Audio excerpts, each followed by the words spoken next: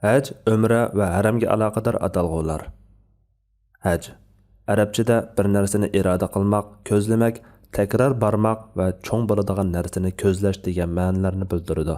Shar'atda haj oylarida ihromli holatda talbiya to'lab, Baytullohga va Arafatga otlanib, Arafatda turish, Ka'bani tavob qilish va Safa Marva orasida sa'iy qilish bilan ado qilinadigan islomning 5 rukunining biri bo'lgan ulug' ibodatdir. Haj qurbi yetgan har bir musulmonga umrida bir qatim farzdir. Haj faoliyatlari har yili Zulhajjaning 8-kunidan 13-kunigacha olib beriladi. Haj 3 turlik bo'lib, ular haj tamattu, haj qiron va haj ifratdir. Haj tamattu yoki haj qiron qilgan kishining hadiya qurbonlik qilishi vojibdir. Hajji akbar kuni. Bu Qur'on Karimdagi 9-sura 3-oyatda va hadis shariflarda kelgan atalg'u bo'lib, ko'pchilik olimlarning nazarida Hijriya kalendarining 12-oyi Zulhajjaning 10-kuni bo'lmish qurbonlik kunidir. Bu kunning kechasida Arafatda turish, Muzdalifada qo'nish, kunduzida shaytonga tosh etish, qurbonlik qilish, chat tushirish, tavob va sa'iy qilish qatorliq haj amallari ado qilinadigan bo'lg'achqa shundoq atalgan. Demak, bu amallarning o'zi Hajji akbar deb atalsa, shu kun Hajji akbar kuni deb atiladi. Ba'zi olimlar hajni cho'ng haj, umrni kichik haj deb ataydi. Ya'ni ba'zilar bu vaqtda kelgan ba'zi hadislarga asoslanib Hajji akbar kuni Arafat kuni deb qarasa, yana ba'zilar haj kunlarining hammasi deb qaraydi. Haj tamattu, ya'ni haj oylarida oldi bilan umriga ihrom bog'lab kelib, umr qilib bo'lgandan keyin ihromdan chiqib kutib turib, haj kunlari kelganda shu yilqi hajga qayta ihrom bog'lab haj qilishdir. Haj qiron, ya'ni haj oylarida umriga ihrom bog'lab, hajni shu bir ihrom bilan birga qilishdir. Shuningga ham diqqat qilish kerakki, bir qism hadis va salaflarning bayonlarida haj qiron yana haj tamattu deb ifodalangan. Chunki haj qiron va haj tamattu shaklan azroq o'xshamaydiganligini hisobga olmaganda, ikkilisi bir qatimda umr bilan hajni biroqla ado qilishdan bahramand bo'lishdir. Haj ifrat, yakka haj, ya'ni haj oylarida faqat hajga ihrom bog'lab, umr qilmay yolg'iz hajla qilishdir. Tashrih kunlari. Tashrih kalimasi aptab qisilish, qoqlash va aptabliq joyga chiqish degan ma'nolarni bildiradi. Fiqhda mashhur qarashda Zulhajjaning 11, 12, 13, ya'ni Qurbon hayitining 2, 3 va 4 kunlari u kunlarda qurbonlik go'shi parchilanib aftabga qoqlanadigan bo'lg'achqa yoki Qurbon hayit namozi kun chiqqandan keyin o'qiladigan bo'lg'achqa shundoq atalgan. Olimlardan Qurbon hayitining 2, 3 kunlari deb qaraydiganlarmi, hayit kunini qo'shib hisoblaydiganlarmi bor. Bu ulug' kunlar sanoqli kunlarda Allohni yod etinglar degan oyatdagi sanoqli kunlardir. Bu kunlarda hojilar Minoda qo'nadi va shaytonga tosh etish, takbir aytish, Allohni yod etish qatorliq amallarni ado qiladi. Umra arabchada ziyorat, avat qilish va barpo qilish deganlik. Fiqhda ihromli holda Ka'ba-i Muazzamni tavob qilib, Safa va Marva orasida sa'iy qilish bilan ado qilinadigan ibodat bo'lib, uningga muayyan vaqt bekitilmagan. Shunga haj kunlari Arafat kuni va undan keyingi 4 kundan boshqa kunlarda yil bo'yi ado qilishga bo'ladi. Hanafi va Malikiylarda mo'tvar qarash, umrda bir qatim umr qilish sunnati muakkada desa, Shafi'i va Hanbalilarning qarashida umrda bir qatim umr qilish farzdir. Miqot. Miqot arabchada vaqt bekitishdan turlangan bo'lib, bekitilgan vaqt chek-chegara ma'nosida. Keyincha makonga qo'llanilgan. Fiqh istilohida haj yoki umr uchun haramga mang'an kishi ihromsiz o'tib ketmaslik uchun belgilangan maxsus zaman va makondan iborat. Hajga ihrom bog'lashga bekitilgan zaman zamoni miqot deb ataladi. Bu Shavval, Zulqa'da oylari va Zulhajja oyining dastlabki 10 kunidir. Bu hajga mushu vaqtlardan boshqa vaqtlarda atlanishga va tutish qilishga bo'lmaydi deganlik bo'lib, bu vaqtlarning ba'zisi ihrom bog'lashga boshlaydigan vaqt bo'lsa, ba'zisi ihromdan chiqish vaqtidir. Ammo umr uchun ma'lum vaqt bekitilmagan bo'lg'achqa, yilning hamma oylari umrning zamoni miqotidir. Shunga yil bo'yi umriga ihrom bog'lashga va uni ado qilishga bo'ladi. Ibodatlar uchun bekitilgan vaqtlarni bilishni tadqiq qiladigan ayrim bir ilm bor bo'lib, bu ilm miqot ilmi deb ataladi. Bu ilm bilan shug'ullanuvchi olimga miqoti deyiladi. Haj umriga Makkaga kirmoqchi bo'lgan hojilarning ihromsiz o'tishiga bo'lmaydigan joylar makoni miqot deb ataladi. Bular 5 bo'lib, Zulhulayfa, Juhfa, qarin, yalamlam va zatu irqdir. Ihrom bog'lash. Arabchada haram cheklanish va hurmat holatiga o'tish deganlik bo'lib, kishi ihrom bog'laganda ilgirki o'ziga halol bo'lgan bir qism narsalar harom bo'ladi. Shariatda haj yoki umra ibodatiga kirishni niyat qilib, labbayka deb to'lashdan iboratdir. Ihrom bog'lash ihromliq kiyimini kiyish bo'lmasdan, balki haj yoki umrni niyat qilishdir. Niyatning o'rni bo'lsa dildir. Dildagi niyat labbayka deb to'lab, til bilan ifodalandi. Allah Taala ihrom bog'lashni o'zining uyi Baytullohni ulug'lash va hurmatini qo'g'dash uchun bekitgan bo'lib, ihrom bog'lovchi bu ilohiy haq-hurmatlarga rioya qiladiganligiga bel bog'lagan va uni jakarlagan bo'ladi. Shunga kishi ihrom bog'laganida ilgari o'ziga muboh bo'lgan jima qilish, xushbo'y ishlatish, kiyim-kechak kiyish va ovlash qatorliq ishlar harom bo'ladi. Talbiya. Talbiya kalimasi chaqiriqqa labbay deyishdan iborat bo'lib, ihromliq kishi Alloh taolaning baytini haj qilishga qilgan chaqiriqiga labbay sanga ey Alloh, labbay sanga deb javob berdi. Alloh taolo Ibrohim alayhisalomni insonlar orasida hajni e'lon qilib nido qilganki, ular piyoda va yiroq keng yo'llarni besib keladigan nurg'unlagan urug' tugularga minib kelishgay deb buyurgan. Shuning bilan Ibrohim alayhisalom Abi Qubays tag'i va maqomi Ibrohim tashi ustida turib hajni e'lon qilgan. Bu sababdan hojilar shu chaqiriqqa labbay deb hajga mangadi. İmam Azamning nazarida ihrom bog'lashda talbiya shart, boshqalarning nazarida vojib yoki sunnat. Tan'im. Qadimki Makka mukarramaning g'arbiy shimoliga joylashgan bir joyning nomi bo'lib, Madina Munawvaraga qarab manganda Masjidi Haramdan 7 kilometr yiroqlikda joylashgan. Haram, ya'ni cheklangan rayonning eng yaqin cheki shu yer bo'lib, hadisda kelganidek Hijriya 9-yili Zulhajja oyida Hajjatul Vida oxirlashishiga yaqin Rasulullohning yo'l yo'riqi bilan Hazrati Aisha va akasi Abdurrahman shu yerda ihrom bog'lab kelib umr qilgan. Makkada yashovchilar yoki vaqtli turg'uvchilar umr qilmoqchi bo'lsa, ko'pincha Tan'imda ihrom bog'lab haramga kiradi. Bu joyga Hijriya 240-yili Xalifa al-Mutawakkil davrida 6000 kvadrat metrlik bir masjid bino qilingan bo'lib, Hijriya 310-yili va Hijriya 619-yillari qayta qo'ldan o'tkazilgan. 1847-yili Osmanlı sultani Abdulmajid xon va 1984-yili Saudiya podshohi Fahid bin Abdul Aziz tarafidan yangidan salingan bu masjid Masjidi Aisha, Masjidi Umra yoki Masjidi Tan'im deb atalmoqda. Tan'im kunimizda Makka mukarrama shahrining bir qismidir. Jirona. Jirona qadimki Makkaning 20 kilometr sharqi shimoliga joylashgan bir joyning nomi bo'lib, haram, ya'ni cheklangan rayonning sirtida bo'lg'achqa, Makkada yashovchilar yoki vaqtli turg'uvchilar umr qilmoqchi bo'lsa, Tan'imga o'xshash shu yerdan ihrom bog'lab haramga kirsa bo'ladi. Nabiy sallallohu alayhi va sallam Hunayn g'azatidan qaytishda shu joyda g'animatlarni taqsim qilgan va shu va Juhfaning o'rniga u joyga udul keladigan 30 kilometr yiroqlikdagi Makkaga 204 kilometr yiroqlikdagi Rabiq degan joydan ihrom bog'laydigan bo'lgan. Yaqut al-Hamaviyning qayd qilishicha, Juhfa milodiya 13-asrda allaburun xarobiga aylanib ketgan. Ta hozirgacha xarob holatdagi Juhfaning kirishida asri saodatdan qolgan Masjidi Azvar, chiqishida Masjidi A'imma saqlanib qolgan. Haram. Makka va Madinada chegaralari Muhammad sallallohu alayhi va sallam tarafidan belgilangan doirani ifodalaydigan, cheklangan, qo'g'dalgan, takkil bo'lmaydigan degan ma'nolardagi atalg'u bo'lib, haram kalimasi bilan ma'nodashdir. Ziyondoshlardan boshqa jonliqlar va o'simliklarga ziyon solish haram qilinganlik uchun haram deyilgan. Buningga asosan Makka Baldul Haram, Ka'ba Baytul Haram, Ka'bani o'rab turgan masjid Masjidul Haram deb ataladi. Musulmonlarning nazarida yuksak ma'naviy qimmatga ega bo'lgan Makka shahri bilan Rasululloh sallallohu alayhi va sallamning masjidi va maqbarasi joylashgan Madina shahri Haramayn, ikki haram deb atalganidek, Masjidi Aqsa joylashgan Qudus shahri va ba'zi payg'ambarlarning qabrlari bor Xalil shaharlarimi Makka mukarrama va Madina-i Munawvaralariga o'xshash alohida hurmatga ega bo'lmasa-mu, har biri ma'naviy markazlar qatorida ko'rilgan va ma'lum muddatdan keyin Haramayn nomida yod etilgan.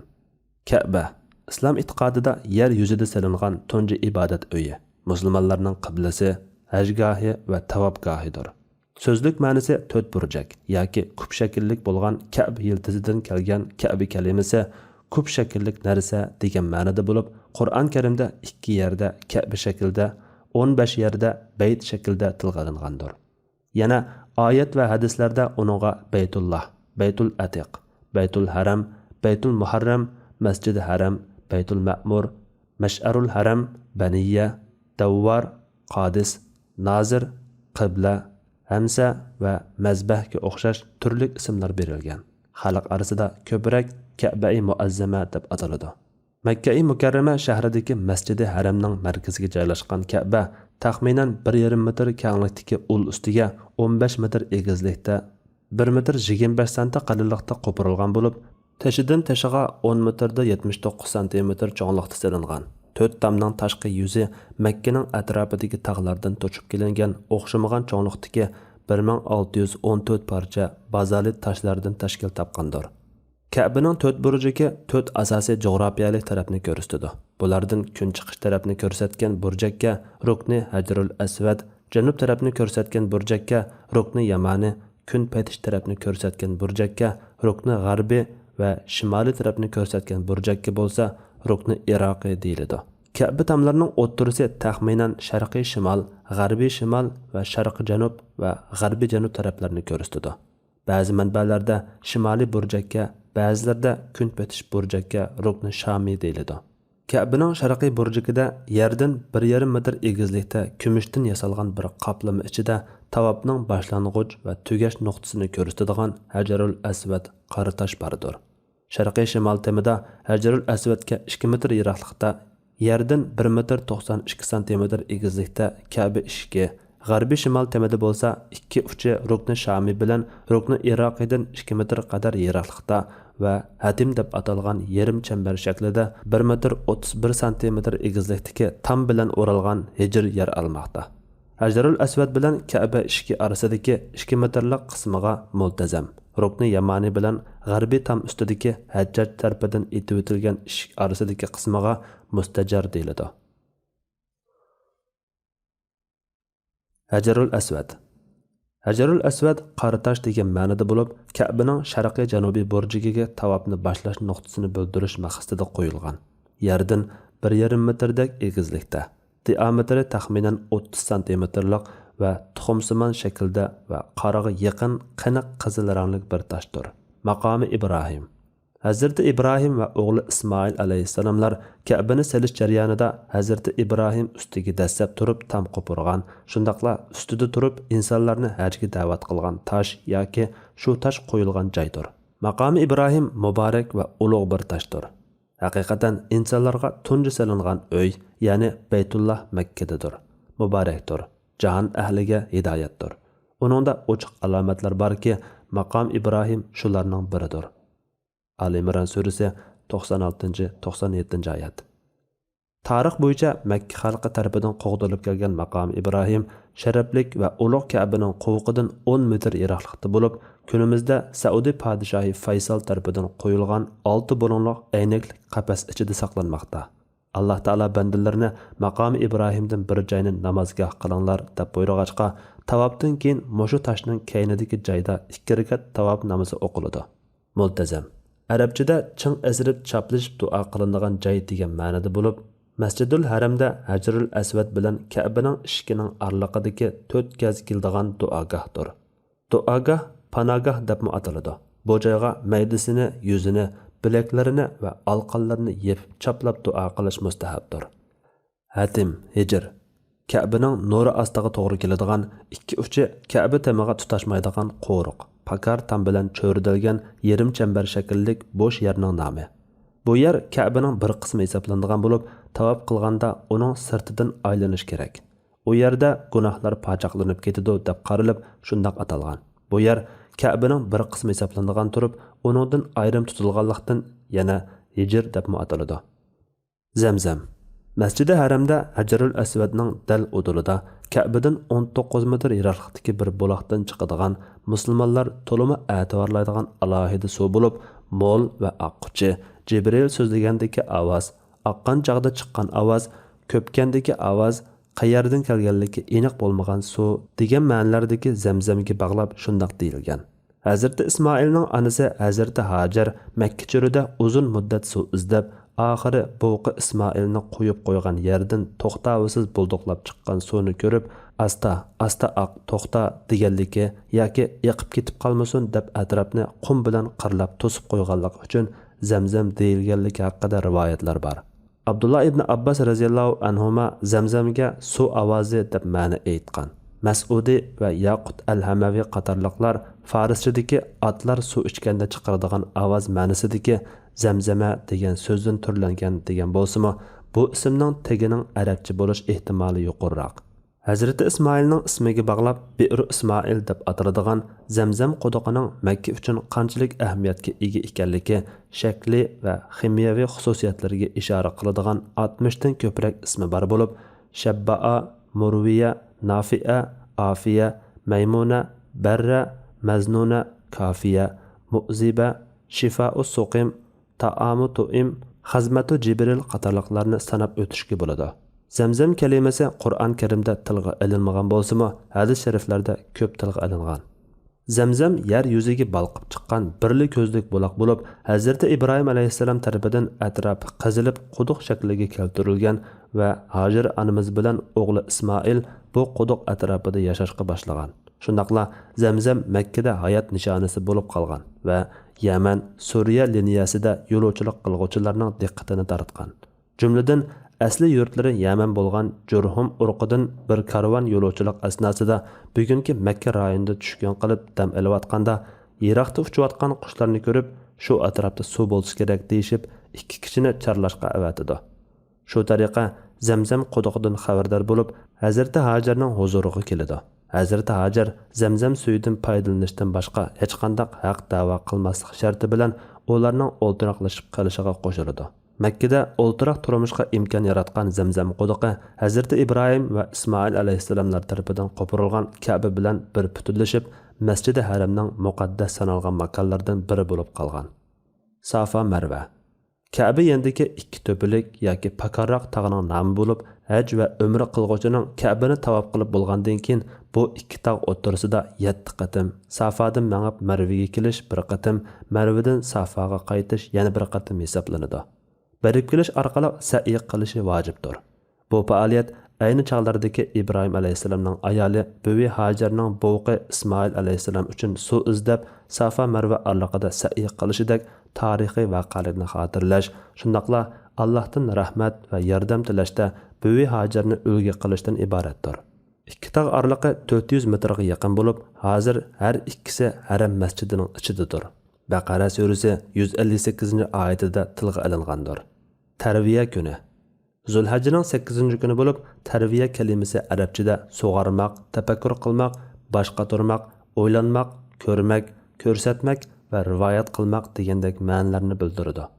Bu kunning undaq atalishining sababida tuvandagidek o'xshamagan qarashlar bor. Birinchi, qadimgi zamonda Mina va Arafatlarda suv yo'q bo'lg'achqa, bu kuni hojilar Minaga mengishdan burun o'zlari va uloqlari uchun Zamzam va boshqa zapas suv qachlab oladi. Ikkinchi, Ibrohim alayhissalomga o'g'li Ismoil alayhissalomni qurbonlik qilish amri tushganda, shu kuni bu tush Allohdanmi yoki shaytondanmi deb o'ylangan. Bu amrning Allohdan ekanligi shu kechasi Arafa kechasi vahiy orqali bildirilgan va u kuni shu sababdan Arafa deb atalgan. Uchinchi, bu kuni Jibril alayhissalom Ibrohim alayhissalomga haj faoliyatlarining bosh qismini ko'rsatib berganligi, imomlarmi hajlarga haj faoliyatlarini so'zlab berganlik uchun shundoq atalgan. To'rtinchi, bu kun Odam alayhissalom Havva onamizni ko'rgan kun. Bu kun haj faoliyatlarining boshlanishi bo'lib, bu kunda hajlarning Minoda qo'nishi va Minoda peshin, digar, sham, xubtan, bomdod namozlarini o'qishi sunnatdir. Arafa, Arafat Tunush degan ma'noda bo'lib, ma'rifat va irfon kalimalari bilan bir yildizdan turlandi. Arafat Makkaning sharqiga joylashgan bir tuzlanlikning nomidir. Masjidi Haramdan 22 kilometr, Minodan 10 kilometr, Muzdalifadan 6 kilometr yiroqlikda. Haram sirtidagi bu tuzlanlikda Rahmat tag'i deb atalgan bir tog' bor. Hojilar Qurban hayitining harpisi bo'lmish Zulhajning 9-kuni peshindan kun patgan qadar mushu tuzlanlik Arafat turmasa, islomning 5 turikining biri bo'lgan hajni ado qilgan bo'lmaydi. Payg'ambar sallallohu alayhi va sallam haj degan Arafat turishdir degan. Hojilar Arafat turdigan bu kun shu sababdan Arafat kuni deb atalgan. Tilimizdagi harf kunimi Arafat kunini ko'rsatdi. Bu kun yana azod qilish kuni, faxrlanish kuni, dinni kamolatga yetkazish kuni va mashhud kuni deb ataladi. Arafat kunining fazilati oyat hadislarda ta'kidlangan. Mina Haram rayonidagi ikki tog' arlig'iga joylashgan muqaddas bir vodiy bo'lib, Makka Mukarrama bilan Arafat tog'i arlig'iga Masjidul Haramning 5 kilometr sharqiga joylashgan kunimizda Makka Mukarrama shahrining bir rayonidir. U yerda hadiya qurbonliqlarining qonlari to'kiladigan bo'lg'achqa, to'kiladigan joy ma'nosida shundoq atalgan. Zulhajjaning 8-kuni bo'lgan tarviya kuni hojilar Minoga chiqib qo'nib, ertasi Qurban hayitining arifasi Arafatga chiqadi. Arafatdan qaytib Muzdalifada qo'nib, kun chiqishdan burun Minoga yurib ketadi. Ondan Minoda Qurban hayit kuni hadiya qurbonliqlarini so'yib, chashlarini elib, tashriq kunlarida 12 yoki 13 Zulhajjaga qadar qo'nib, jamralarga kichik toshlarni otadi. U yerda Xayf masjidi, Masjidul Xayf bor. Mina xalifa Umar radhiyallohu anhuning hojilarga qilgan vaqfisidir. Jamra cho'g' parchasi shig'il tosh degan ma'nolarda bo'lib, fiqh atalg'usi sifatida hojilar Qurban hayit va tashriq kunlarida Minoda otgan kichik toshlarning har birini va u toshlar etiladigan ayrim 3 yerni ko'rsatadi. Hayitning 1-kuni cho'ng Aqaba jamrasiga 7 tosh, undan keyingi 3 kunda 3 jamralarga 7 dan tosh otadi. İfazat tavbi. Bu tavab hajning asosli ruknlaridan biri bo'lib, har qanday hoji Arafatdan yenib Muzdalifada qo'nib, hayit kuni Minoga borib qurbonligini qilib, shaytonga tosh etib, chechini tushirgandan keyin Makka ga kirib ifozat tavbini ado qilish kerak. Hoji uningsiz ihramdan to'liq chiqqan bo'lmaydi. Boshqa bir ish uning o'rnini to'ldira olmaydi. Bu tavab Arafatdan qaytgandan keyin qilinadigan bo'lg'achqa ifozat qaytish tavbi deb atalgan. Bu tavab yana farz tavab, ziyorat tavbi, asosiy tavab deb ataladi. Vidolashish tavbi. Miqat yoki haram sirtidan kelgan hojilar Makkadan yurtiga yoki Madina yoki Taif yoki Jidda degandek miqat sirtiga ketmoqchi bo'lganida Allohning bayti bilan vidolash uchun qiladigan vojib tavobdir. Bu tavob umricha uchun vojib emas, mustahab. Hayzdorlar va nifasdorlar bu tavobni qilmaydi va qilmaganlik uchun bir qo'y qon qilmaydi. Bu tavobda ildam mengish va keynidan Safa Marvada sa'iy qilish bo'lmaydi. Bu tavob yana qaytish tavbi deb ataladi. Vidolash haji. Hijratning 6-yili haj farz qilinib, 4 yildan keyin payg'ambar sallallohu alayhi va sallamning vafotidan 3 oy muqaddam ado qilgan. Payg'ambar bo'lgandan keyingi tunji va oxirgi haj ibodatidir. Bu hijriya 10-yili, milodiya 632-yili edi. Payg'ambar sallallohu alayhi va sallam Allohning dinini yetkazishdan iborat elchilik vazifasini to'liq o'rindab, nurg'un musulmonlar bilan birga qilgan bu hajda musulmonlar bilan vidolashganlik uchun bu haj vidolash haji. Allohning shariatini so'zida va amaliyotida to'liq yetkazib bo'lganlik uchun yetkazish haji deb atalgan. Bu hajda payg'ambar sallallohu alayhi va sallam islom shariati haqida to'xtalib nutq so'zlagan va musulmonlarga din ishlaridan ta'lim bergan. Shundaqla o'zining dinni yetkazishdan iborat vazifasini to'liq ado qilganligiga avval Allohni, ondan musulmonlarni guvoh qilgan. Shu juma kuni Arafatdagi chaqda payg'ambar sallallohu alayhi va sallamga mono oyat nozil bo'lgan. Bugun dininglarni kamil qildim. Sizlarga ne'matimni tamomladim. Islomni sizlarning dininglar bo'lishga rozi bo'ldim. Maida surasi 3-oyat. Hajdan keyin payg'ambar sallallohu alayhi va sallam 3 oy yashagan va u oylarda halal haromga aloqador hukm vahiy qilinmagan. Fidya arabchada asrni qutqizish uchun qurbon qilinadigan jon va mol degan ma'noda bo'lib, fiqh istilohida banda duchor bo'lgan bir yomon oqibatdan o'zini xalos qiladigan badaldir.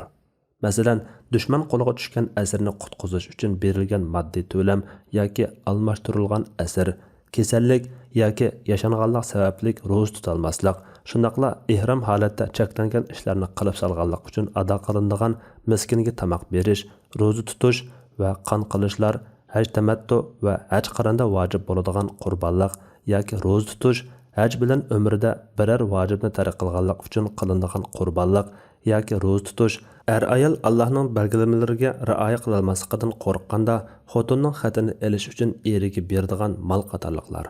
Haram oy.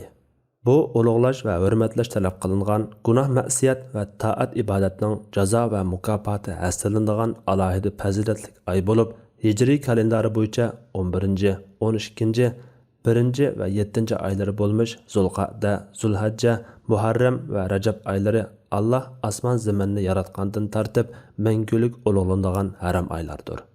Haram oylar bo'lsa Qur'on Karimda Baqara surasida 194, 217, Maida surasida 2, 97, Tavba surasi 5, 36 oyatlarda tilga olingan. Bu 4 oyni ulug'lash jahiliyatdagi arablardami Ibrohim alayhissalom zamonidan tartib bor edi. Ammo ular bu oylarda faqatla o'zaro urush qilmaydi, qisasmi olmaydi. Payg'ambar sallallohu alayhi vasallam nabiy qilinib avatilgandan keyin bu oylarning hurmati to'liq asliga keltirilib, bu oylarda qilingan jinoyatlarning jazosimi, taat ibodatlarning savobimi hasrlanadigan bo'lgan va bu oylarda zulm qilib salishdan alohida ogohlantirilgan. Savr g'ori Makkaning janubiga Ka'baga taxminan 4 kilometr yiroqlikda joylashgan qizg'uch va ushloq cho'qqinlari bor Savr tog'ining Makkaga qaraydigan shimol tarafida o'rin olgan. Dengiz yuzidan 500 metr egizlikdagi bir g'or bo'lib, payg'ambar sallallohu alayhi vasallam Madinaga hijrat qilmoqchi bo'lganda iz qo'g'lab kelgan mushriklardan saqlanish uchun Abu Bakr radhiyallohu anhu bilan mukib olganligi bilan mashhur va muborak g'ordir. Qur'on Karimning Tavba surasidagi 40-oyati mushu g'orda nozil qilingan. Hira g'ori Jibril alayhissalom tunji vahyini elib kelishdan burun payg'ambar sallallohu alayhi vasallam Ramazon oylarida istiqomat qilib turgan tog'dagi bir g'or. İnsoniyatning yo'lini yo'ritquchi Qur'on Karimning tunji oyatlari mushu tog'da nozil qilingan. Bu tog' islomiyatda Nur tog'i deb atalgan. Bu g'or Makkaning sharqiga, Ka'baga taxminan 4 kilometr yiroqlikda joylashgan. Arafatga manganda so'l tarafga to'g'ri keladigan bo'lib, 1750 qadam bilan chiqqili bo'ladigan bu g'orning dengiz yuzidan egizligi 634 metr, uzunligi 2 metr, kengligi 1 metrdir. Namira Haramning har bir tarafi bilan Arafatning bir tarafiga joylashgan haramning sirtidagi bir joy.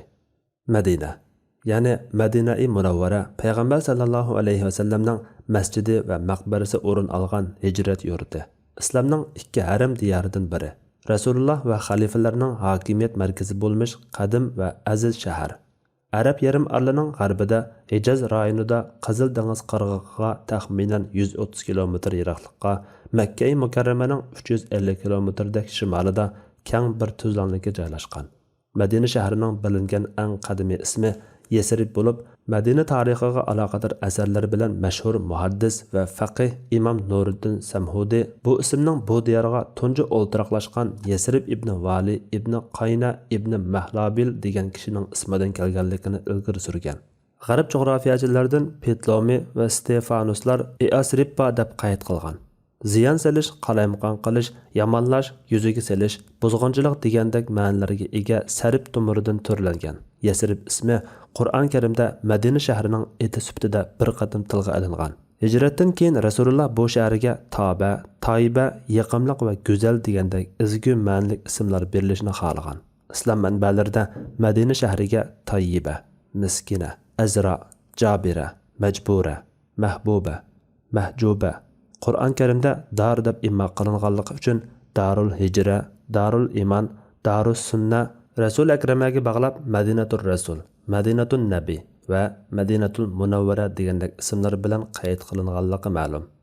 Makka bilan birlikda ikki haram, haramayndan biri bo'lgan Madina hijrat yurti bo'lishi va xalqning hech qanday qarshiliksiz islomiyatni o'zlashtirganligi jahdidan Qur'on bilan fath qilingan deb qabul qilindi. Hijratdan keyin Rasul akram sallallohu alayhi vasallam Hazrati Ibrohim Makkani haram qilgandek, menmi Madinani haram qildim deyish orqali bu shahar haram deb e'lon qilingan. Madina vasiqasida ro'yxatga o'tkazilgan bu hukm Xandak g'azoti bilan Xaybar yurishida qo'lga keltirilgan g'olibiyat bilan butun arab qabilalari tomonidan e'tirof qilingan. Madina harami janubda Air tog'i va shimolda kichik Savr bilan, sharqda Vaqim va g'arbda Vabara harralari orasidagi taxminan diametri 22 kilometrlik bir doiradan iborat bo'lib, bu chegaralar ma'lum belgilar bilan ishoratlangan.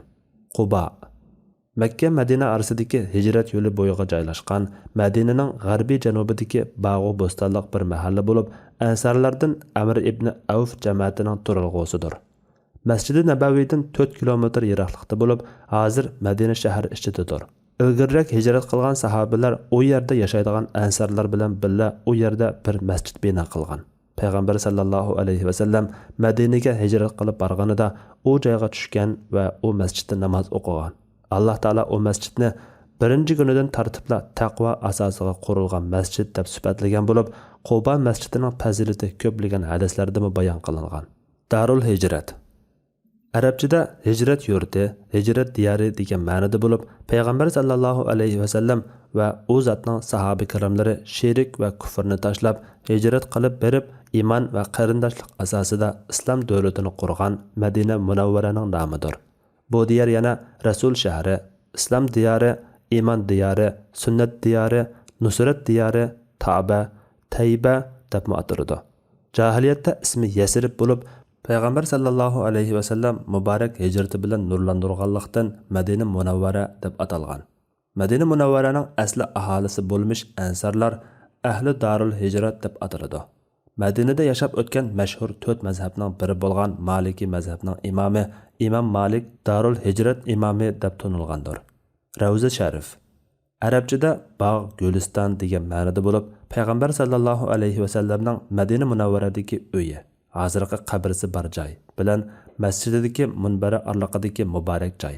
Bu joyning fazilati haqida payg'ambar sallallohu alayhi vasallam bundoq degan: "Uyim bilan munbarimning orliqi jannatning bog'chalaridan bir bog'chidir. Munbarim Havza Kavsarimning ustidadir." Hudaybiya Makkaning g'arbida, Masjidi Haramdan 22 kilometr uzoqlikdagi bir kanat bo'lib, Rasululloh sallallohu alayhi vasallam milodiya 628-yili martning 5-ida umr qilish uchun Madinadan Makkaga qarab yo'lga chiqqanda, shu yerdagi quduq yeniga tushgan va mushriklar u zotni umr qilishdan to'sib olganlikdan urushga tayyorlanib, bir Samura darxining ostida 1400 atrofidagi ashabidan Baytur Rizvan deb atalgan bay'at olgan.